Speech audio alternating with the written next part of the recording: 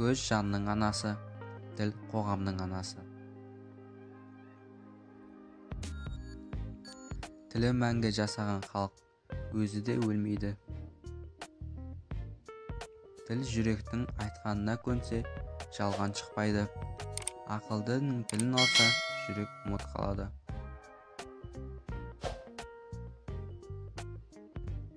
Ана тілі халық болып жасағаннан бері, жан дүниенің анасы, өсіп өніп түрлене беретін, мәңгі құламайтын бәйтерегі. Бұл дәуірде өз тілін, әдебиетін білмеген, қадірлемеген адам толық мәнді интеллигент емес. Тілдің тіршіліктегі мәніне қазақ ежелден көңіл бөлген. Сондықтан да өнер алды қызыл тіл дейді.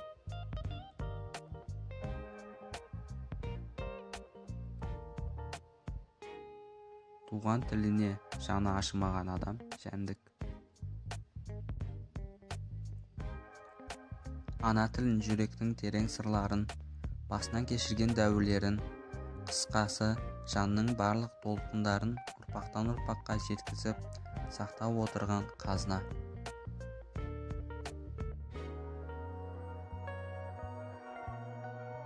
Адамды отанмен байланыстыратын барлық жіптердің ішіндегі ең мықтысы ана тілі.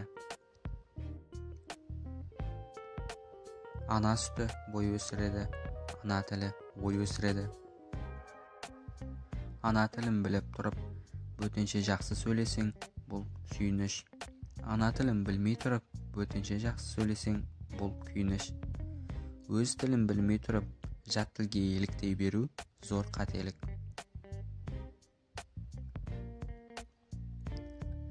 Әкім нашар сөйлесе, ақын нашар сөйлесе, ана тілде кінә жоқ. Кеше болмағанның бүгін болуы мүмкін, бүгін болмағаның ертең болуы мүмкін. Бірақ ана тіліне мән бермеушілік, оның құрметтеудің орнын толмас.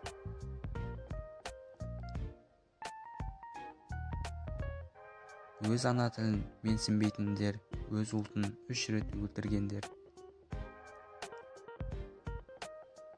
Ана тіліңсіз халық болмайды. Тілінен айырылған ұлт, тарихынан, түп тамырынан айырылған ұлт. Тілсіз ұлт деуге болмайды. Тілінен айырылған халық, ата бабасынан, туған әкесі мен анасынан, атын ұмытқан халық. Ал ондайларды мәңгүрт деп атайды.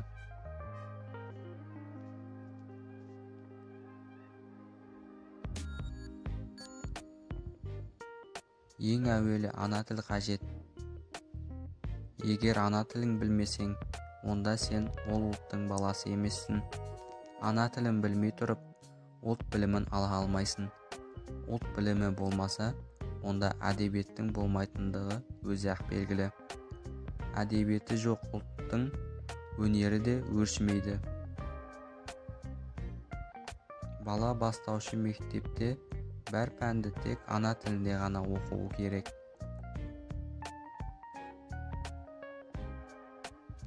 Ана тілін ұмытқан адам өз халқының өткенінде, болашағында қол үзеді. Әр халықтың ана тілі білімнің кілті. Біздің жастарымыз ана тіліне жетік, білімді, мәдениетті болсын. Ана тіліне немқұрайлы қарау өз халқының өткеніне, бүгініне, болашағына немқұрайлы қарау деген сөз. Кім-кім ана тілін, әдебиетін сыйламаса, бағаламаса, оны сауатты, мәдениетті деп санауға болмайды. Егер біреумен түсінікті тілде сөйлессең, тіл табыса аласың. Ал оның ана тілінде сөйлер болсаң, ол сені жүрегімен түсінеді.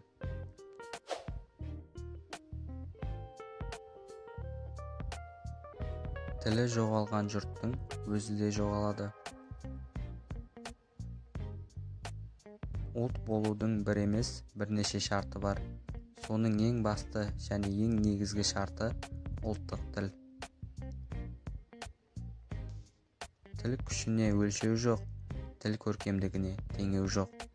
Тіл өлгенді де тірілтеді. Өз тілімен сөйлескен, өз тілімен жазған жұрттың ұлттығы еш уақытта адамы құрымай жоғалмайды. Анамыздың ақ сүтімен бойымыздағы дарыған тілімізді ұмыту, бүкіл ата-бабаларымыздың тарихымызды ұмыту. Ана тілі қайнаған қанның, қиналған жанның, толғанған көңілдің, лүпілдеген жүректің сығындысы. Онда дәм де, мән де болуы керек.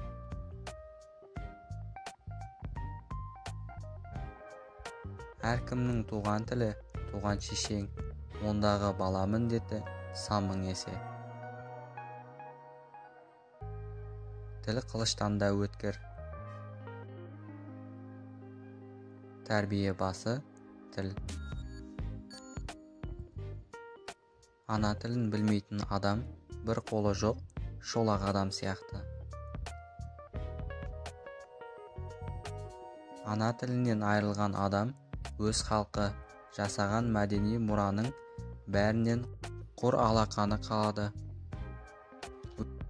Өз ана тіліңді қадір тұтпай тұрып, ел жұртыңды сүйе алмайсың.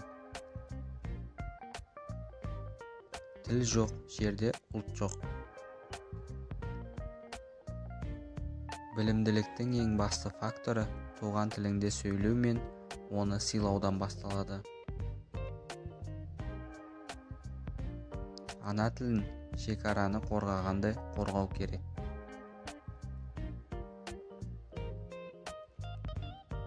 Тіл ұлттың жан дүниесі.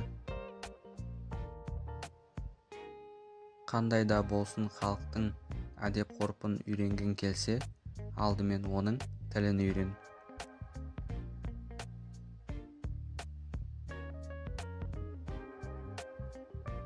Халықтың тілінен қиянат жасау, оның жүрегін жаралау. Жалқаудың тілі еңбекқор. Тіл үйрену үшін қажеттілік немесе мәжбүрлік емес, шынайы қызығушылық болу маңызды.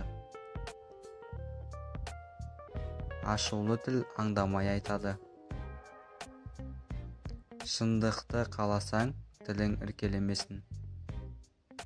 Халықтың мәңгі ғұмыры оның тілінде, әрбір тіл өзінің халқы үшін ұлы. Ата-бабаларымыздың аманатына адал болайық ағайын. Осы видео ұнаған болса, арнаға тіркеліп, лайк басып қолдап кетіңіздер. Сіздер үшін бірнеше секундтық жұмыс, мен үшін бұл үлкен мотивация.